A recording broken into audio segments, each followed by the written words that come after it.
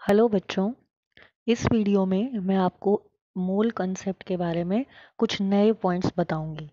जैसे मैंने आपको स्क्रीन पे दिखा रखा है, 1 मोल ऑफ H2O का एक मतलब ये भी है कि इसमें 2 मोल हाइड्रोजन एलिमेंट के हैं और 1 मोल ऑक्सीजन एलिमेंट का है।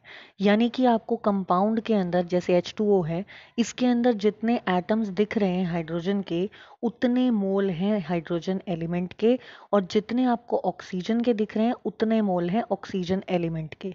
यानी कि 1 मोल ऑफ H2O के अंदर 2 मोल्स ऑफ हाइड्रोजन एलिमेंट हैं और 1 मोल ऑफ ऑक्सीजन एलिमेंट है।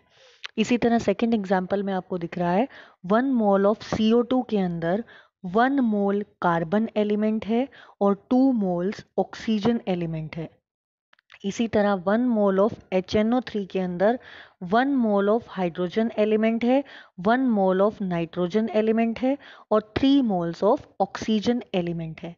तो अब आपको अगर निकालने के लिए दिया जाए कि 1 मोल ऑफ कंपाउंड में कितने मोल ऑफ एलिमेंट हैं, तो आप आसानी से निकाल दोगे।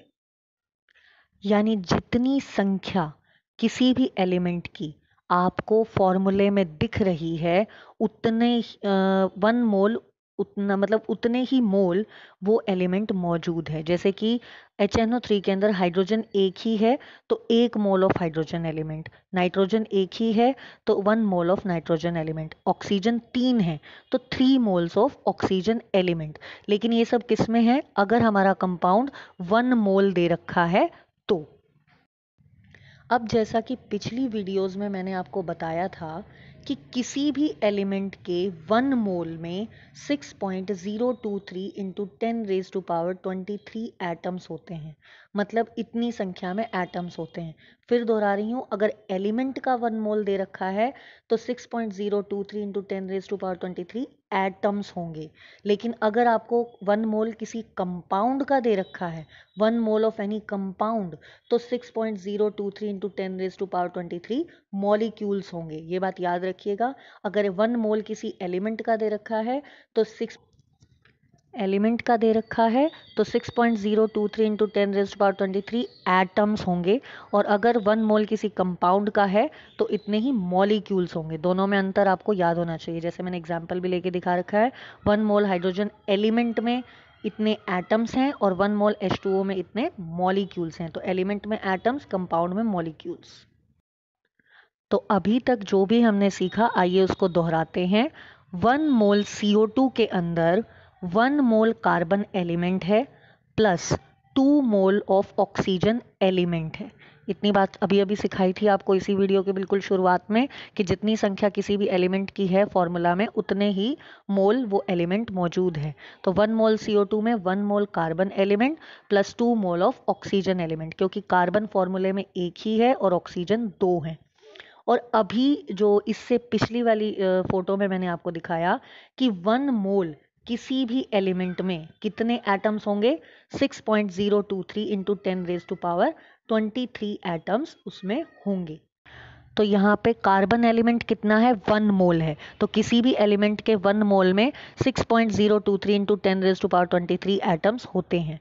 ऑक्सीजन यहाँ 2 मोल है। तो किसी भी एलिमेंट के 1 मोल में 6.023 इंटू 10⁻23 होते हैं, तो 2 मोल में कितना होगा?